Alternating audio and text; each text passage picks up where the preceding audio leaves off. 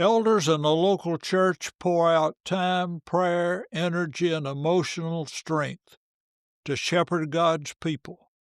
Yet many serve for decades without ever hearing a heartfelt thank you.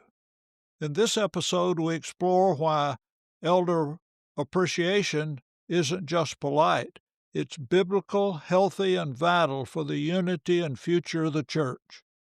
You'll hear real stories, practical ideas, and 3 powerful reasons why every congregation should intentionally honor its shepherds.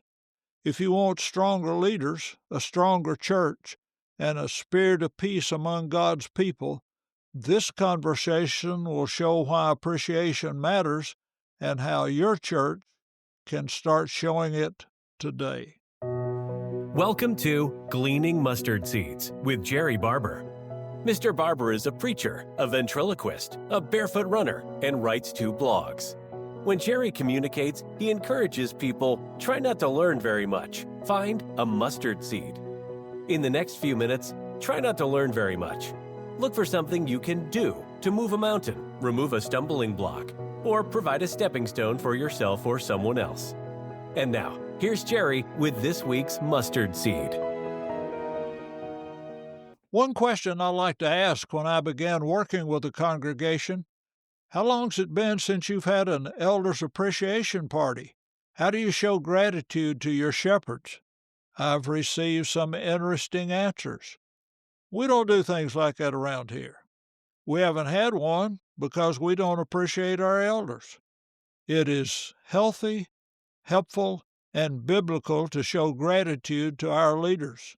Paul wrote in 1 Thessalonians 5:12 and 13, "And we urge you, brethren, to recognize those who labor among you and are over you in the Lord and admonish you, and to esteem them very highly in love for their work's sake. Be at peace among yourselves." 3 reasons to show gratitude to our shepherds individually and as a group. Number 1, I want to express appreciation for others because I need appreciation myself. I've tried preaching with and without encouragement, and I found it easier with than without.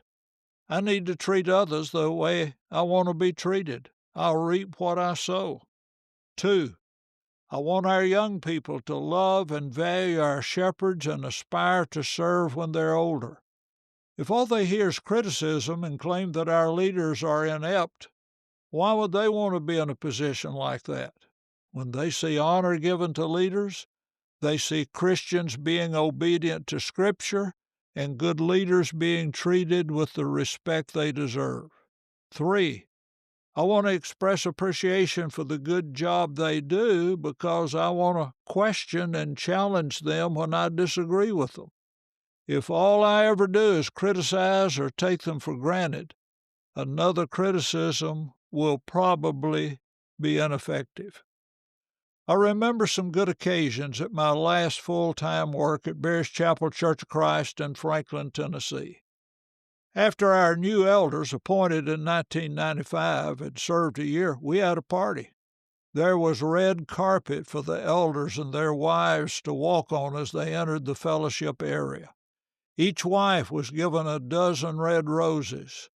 Baskets were placed beside each couple where members could leave written expressions of appreciation as they passed by, talk with them, and thank them for their work.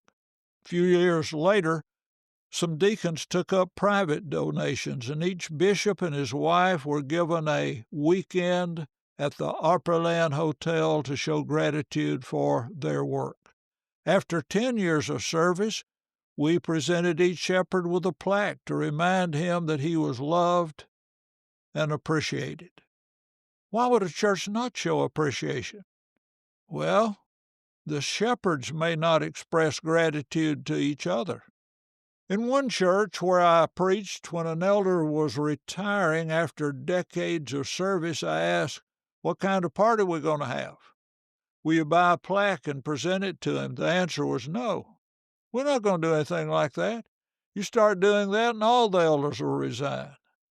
That was the same church where some members said, "We don't have elder appreciation parties because we don't appreciate our elders." Was there a connection between the attitude of elders toward elders and congregation attitude toward elders? Gail and I invited the retiring elder and his wife to our house for a delicious meal. We gave them a book with a written message documenting our appreciation for their service and dedication. In another church where I served as an interim preacher, a good shepherd told me, "I've been serving as an elder 30 years, and no one has ever said thank you." That shouldn't happen. We need to select and ordain good shepherds and express our gratitude often. Esteem them very highly in love for their work's sake. The next statement in that passage may be connected. Be at peace among yourselves. I appreciate each man who's serving and has served as a shepherd of God's sheep. And I appreciate your family who've encouraged and supported you. Thank you for your time, care, courage, teaching, and example. May God continue to bless you for your devotion to Him and His people. What are some ways you've seen appreciation expressed to the shepherds in a congregation? What do you plan to do soon to honor one or more of your shepherds? Please send me a text message at the top of the show notes to tell me about your past experience and future intentions in this area. When do you plan to express your attitude of gratitude? Will you express your appreciation even if others don't? Thank you for listening to Gleaning Mustard Seeds with Jerrie Barber. If you found a mustard seed, send a text or email with a link to a friend. This podcast was brought to you by Braden Parsons Photography. From family photos to landscape photography and everything in between, Braden uses his passion for capturing meaningful moments to create art and embody memories that will be cherished for a lifetime.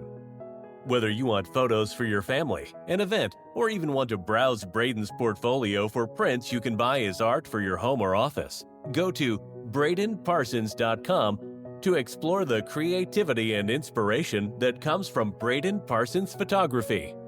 You can also contact Braden directly at bradencparsons@gmail.com to discuss how to turn your photography needs into your most adored keepsakes. There are links in the show notes to connect with Braden. Thank you for listening. Jerrie looks forward to next week as we continue to collect and plant mustard seeds.